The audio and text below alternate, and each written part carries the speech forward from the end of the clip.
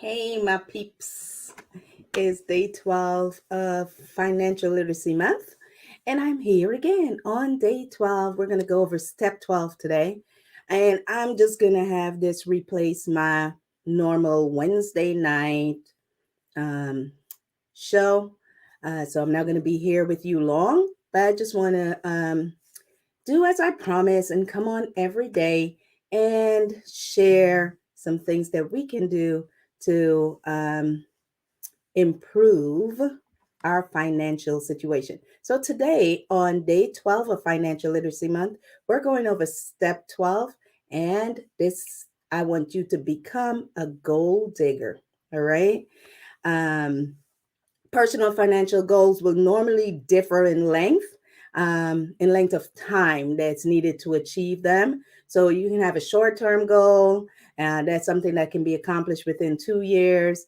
You want to make sure that goal is specific, make sure that it has a specific purpose, and a dollar amount that will make sure that it's a realistic date. Midterm goals are things um, that can be accomplished within 2 to 5 years. You want to make sure they're realistic and flexible. If you set those goals too high, then you become frustrated, and then that will keep you from reaching them. The third one, long-term goals, are financial goals that takes more than 5 years to accomplish. So most long-term goals requires regular savings. So real quick, we're going to get into short-term goals. Those are the easiest to save for, as they can be accomplished in less than 2 years. The key to succeeding at this type of goal is to make sure that you're very detailed in how you, um, sorry, make sure that you are very detailed in how you wish to achieve them. What will they cost? How much money will be used? So let's say you're planning for some living room furniture. You could start by picking out a price range that you feel comfortable with, and then set up the time that you're saving, for whether it's a 5 piece, a 10 piece, for example, how much per month or a week you will put away toward that goal, as well as making sure that you're storing that cash. And as you get closer to meeting your target, you'll find that you can get a larger or more lavish set, depending on what you're doing. Or quite possibly, you may have extra money or extra cash left over to buy something else, or to buy from clearance or something like that. Okay. So your midterm goals.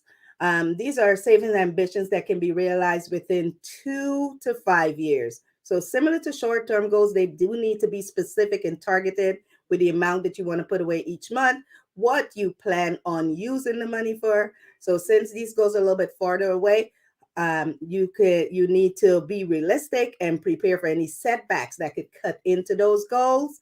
Um, a layoff, you know, make it some that could be something that could cut into your plans, and so you need to be prepared to deal with those kind of things happening when you're talking about a midterm goal. So you want to allow some cushion room to keep you from becoming frustrated with those goals.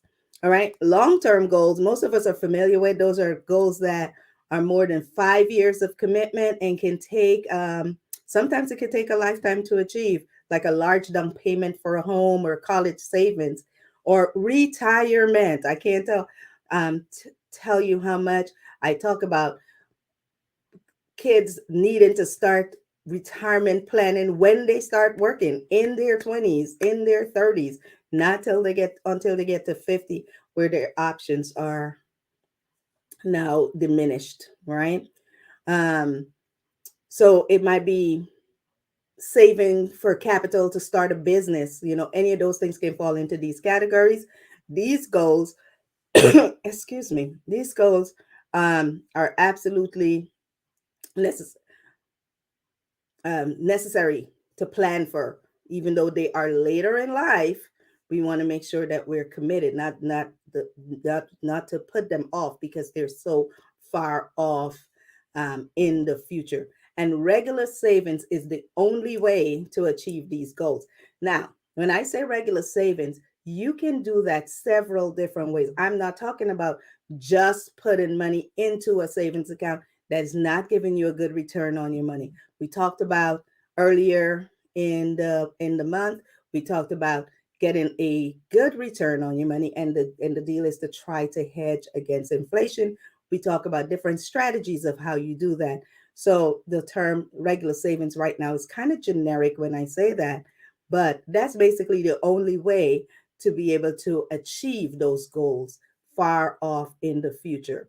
All right. So it's best to make sure you're setting aside that money, and typically best to automate it, right? Whether you're doing it in uh, a Roth, whether you're doing it in some other IRA, whether you're doing it using an index universal life. There's so many different vehicles that we can get into to get to where we want to go.